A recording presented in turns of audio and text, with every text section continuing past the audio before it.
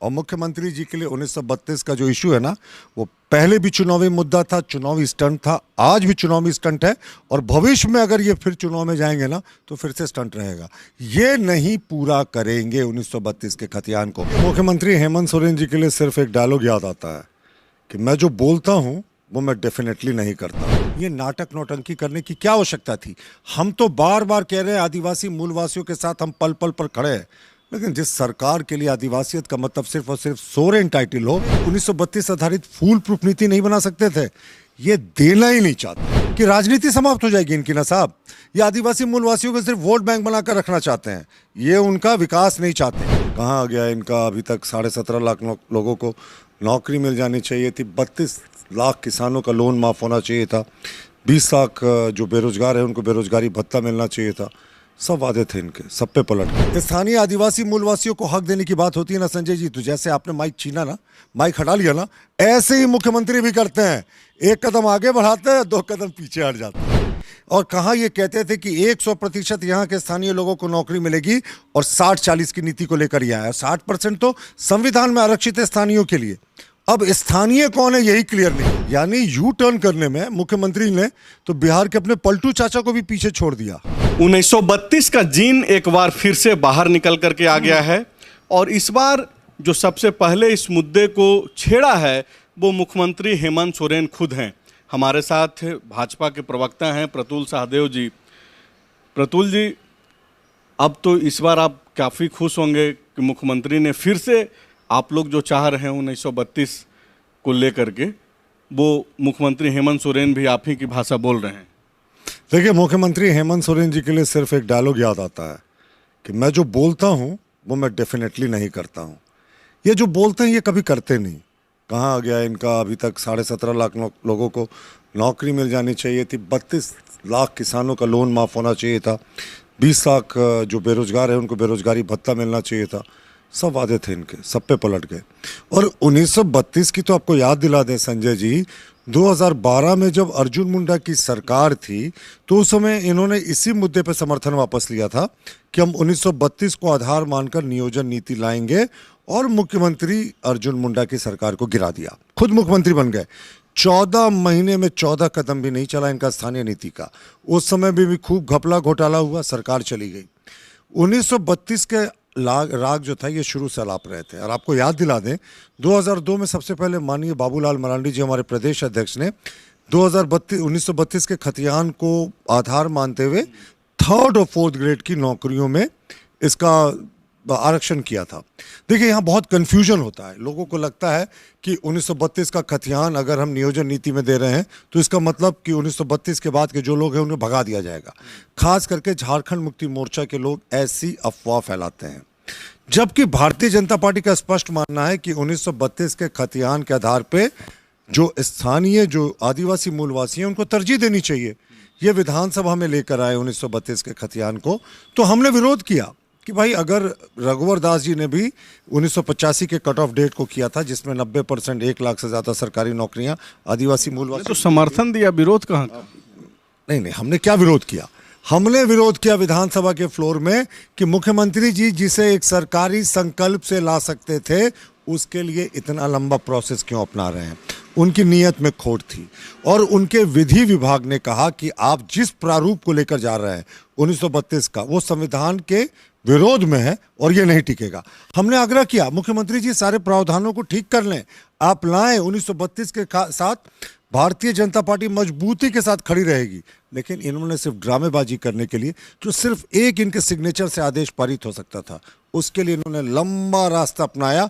इनको पता था कि ये नहीं टिकेगा, अदालत में नहीं टिकेगा, कानून में नहीं टिकेगा। अंत में अटॉर्नी जनरल ने वही एडवाइस दे दिया कि ये संविधान सम्मत नहीं है। हमारा कहना है कि एडवोकेट जनरल जिसके पास है, लॉ सेक्रेटरी जिसके पास है, तमाम लीगल अफसर्स हैं, क्या वो एक 1932 आधारित फूल प्रूफ नीति नहीं बना सकते थे? ये देना ही नहीं चाहते हैं। नहीं, आप जो ये बोल रहे हैं कि ये सिर्फ वादे करते हैं और जो बोलते हैं वो नहीं करते हैं, ये तो तर्क आपका सही नहीं है। आपको मालूम है कि इसी सरकार के दौरान जो है पिछले बार ये लोग लेकर के आए और आप लोगों ने भी समर्थन किया, राजभवन गया, और आप जो बातें बोल रहे हैं तो उस समय तो बाकायदा मुख्यमंत्री की तरफ से बोला गया कि भाई सुरक्षा कवच हम चाहते हैं कि इस बिल के साथ जुड़े, क्योंकि 1932 को लेकर के पहले भी कोशिश की गई, बाबूलाल मरांडी जिनका आप जिक्र कर रहे हैं उन्होंने किया था, वो खारिज हो गया। ये लोग ये चाह रहे थे कि 9वीं अनुसूची में जो है इसको शामिल करा लिया जाए ताकि बाद में जो है इस पे कोई सवाल नहीं उठे। तो उसमें आप लोग मदद करते नहीं है, समर्थन भी करते हैं और उसमें नुक्स भी निकालते हैं। हो गया। 1932 की नीति पे अगर मुख्यमंत्री जी गंभीर होते तो जिस तरीके से एक कट ऑफ डेट 1985 का रघुवर दास ने दिया था, जो हाईकोर्ट में भी जिसे उचित ठहराया गया, उस तरह की फूल प्रूफ नीति लाते ना सरकारी संकल्प से। ये नाटक नौटंकी करने की क्या आवश्यकता थी? हम तो बार बार कह रहे हैं आदिवासी मूलवासियों के साथ हम पल पल पर खड़े हैं, लेकिन जिस सरकार के लिए आदिवासियत का मतलब सिर्फ और सिर्फ सोरेन टाइटल हो, माइनिंग लीज चाहिए तो मुख्यमंत्री को मिलेगा, उनकी साली को मिलेगा लैंड का लीज, उनकी वाइफ को मिलेगा लैंड का लीज, उनके भाई को मिलेगा माइनिंग का लीज, उनके विधायक प्रतिनिधि की पत्नी को मिलेगा लीज। तो जिस सरकार में आदिवासियत का मतलब सिर्फ और सिर्फ सोरेन परिवार हो, उससे आप क्या अपेक्षा कर सकते हैं? और जहाँ तक एक सरकारी संकल्प की बात है, तो सरकारी संकल्प क्यों नहीं टिकता है साहब? आपको अच्छे से लाना चाहिए, सारे एडवोकेट जनरल के राय को लेकर आना चाहिए। और इस समय तो आपको लॉ डिपार्टमेंट ने विरोध किया था सर्टेन बिंदुओं पे विधानसभा में लाने के पहले, तो आपने उन बिंदुओं पे क्यों नहीं इनको सुधारा और लेकर आए? अच्छा, पुरानी बातों को अगर छोड़ दिया जाए प्रतुल जी, कल जो हुआ उससे आप खुश हैं ना कि ठीक है भाई, पहले जो कोशिश हुआ वो सफल नहीं हो पाया और 1932 लागू नहीं हो पाया तरीके से, लेकिन अब जब राज्य का मुखिया बोल रहे हैं कि भाई ऐसा है कि भाई हम, ऐसा नहीं है कि हम हार मान लिए हैं, सिर्फ 2 कदम पीछे हटे हैं, आप समझ रहे हैं ये बयान को? आप समझ रहे हैं संजय जी इनके सीरियसनेस को? राज्य का मुख्यमंत्री कहता है विधानसभा में, मुझे लगता है 2-3 वर्ष पूर्व का उनका भाषण था कि 1932 के खतियान को लेकर आएंगे तो अदालत में नहीं टिकेगा। ये आज भी सोशल मीडिया पर उपलब्ध है। 1.5 साल पहले। हाँ, तो मैंने कहा ना कि लगभग उसी समय के आसपास का। तो इनका तो खुद का स्टैंड क्लियर नहीं है। और मुख्यमंत्री जी के लिए 1932 का जो इशू है ना, वो पहले भी चुनावी मुद्दा था, चुनावी स्टंट था, आज भी चुनावी स्टंट है, और भविष्य में अगर ये फिर चुनाव में जाएंगे ना तो फिर से स्टंट रहेगा। ये नहीं पूरा करेंगे 1932 के खतियान को, क्योंकि ये नहीं चाहते कि समाज के अंतिम पायदान पर खड़े आदिवासी मूलवासी विकास की मुख्यधारा से जुड़े। और अगर जुड़ जाएंगे तो वो अच्छे से शिक्षित हो जाएंगे, तो फिर झारखंड मुक्ति मोर्चा की मुझे खत्म करने दे कि राजनीति समाप्त हो जाएगी इनकी ना साहब। ये आदिवासी मूलवासियों को सिर्फ वोट बैंक बनाकर रखना चाहते हैं, ये उनका विकास नहीं चाहते। हमने तो कहा है कि आप 1932 की फूल प्रूफ नीति को लेकर आए, सरकारी संकल्प से खड़ा जारी करें और हम उसके साथ खड़े रहेंगे। लेकिन मुख्यमंत्री जी ने तो कोई पहल नहीं किया। और क्या किया इन्होंने जानते हैं ना? 60-40 की नीति कर दी, यानी स्वीपर, क्लर्क, किरानी की नौकरी के द्वार भी पूरे देश के लिए खोल दिए। और कहाँ ये कहते थे कि 100% यहाँ के स्थानीय लोगों को नौकरी मिलेगी, और 60-40 की नीति को लेकर ही आया। 60% तो संविधान में आरक्षित है स्थानीयों के लिए। अब स्थानीय कौन है यही क्लियर नहीं है, यानी आज भी जो आकर बसा है वो स्थानीय मुख्यमंत्री के हिसाब से। तो यही है झारखंड मुक्ति मोर्चा की कथनी और करनी का अंतर। आप जो बोल रहे हैं कि हम लोग साथ खड़े हैं 1932 को लेकर के, आप कीजिए स्पष्ट तरीके। तो भाई आपको जब मुझे मेरा सवाल आप ले लीजिए ना, आप जब नहीं आप इतना देर मुझे भी तो बोले, आपका तो काम प्रश्न करना है ना, विस्तृत जवाब तो मैं दूंगा ना। मैं कह रहा हूं कि 1932 को लेकर ये क्लियर कट पॉलिसी लेकर आए जो संवैधानिक भूल भुलैया में नहीं फंसे, जो अदालत की स्क्रूटनी में खड़े टिके। हम बिल्कुल साथ हैं। 1932 चाहते हैं साहब हम, यहाँ के स्थानीय आदिवासी मूलवासी। आप लोग चाहते नहीं है ना, आपको जब करने का मौका था प्रतुल जी, तो आप उस समय तो 1985 छीन कर तो नहीं बोल सकता। स्थानीय आदिवासी मूलवासियों को हक देने की बात होती है ना संजय जी, तो जैसे आपने माइक छीना ना, माइक हटा लिया ना, ऐसे ही मुख्यमंत्री भी करते हैं। 1 कदम आगे बढ़ाते हैं, 2 कदम पीछे हट जाते हैं। यही इनकी है असलियत। ये कभी नहीं करने वाले 1932 को। आज 60-40 की नीति क्यों लागू कर दिया? 40% नौकरियों के द्वार इन्होंने सबके लिए खोल दिया। और सबसे मजेदार बात, 2500 लोगों की जो नियुक्ति हुई है पंचायत सचिव सहायक की, आपके फॉलोअप ने भी उनके लिए बहुत आंदोलन चलाया था, आपका भी साधुवाद। मुख्यमंत्री ने तो 19 जनवरी 2021 को एक सरकारी संकल्प जारी करके कार्मिक विभाग ने उस पूरे जो विज्ञापन था उसको विलोपित कर लिया था, यानी इनकी नौकरियों को खारिज कर दिया था। ये तो अपने पैसे पे ये अभ्यर्थी लड़े और सुप्रीम कोर्ट से जाकर जीते, और मुख्यमंत्री क्रेडिट ले रहे कि हमने नौकरी दी।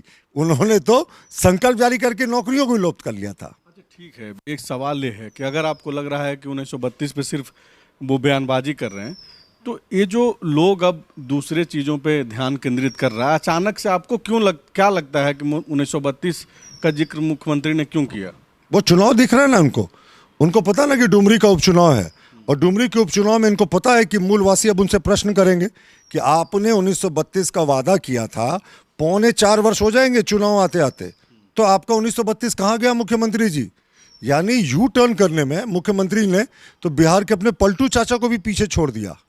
ये सच में ये जो बोलते हैं ये कभी नहीं करते। तो आप प्रतुल जी को सुन रहे थे, ये झारखंड बीजेपी के प्रवक्ता हैं, नेता हैं, और ये बोल रहे हैं कि मुख्यमंत्री हैं वो कुछ भी बोल देते हैं, करते नहीं हैं।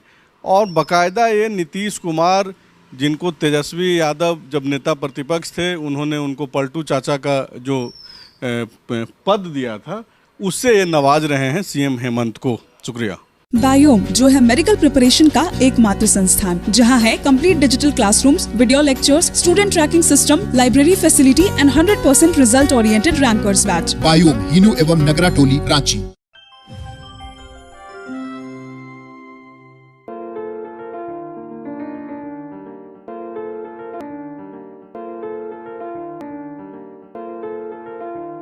thefollowup.in.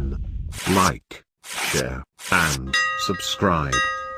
www.thefollowup.in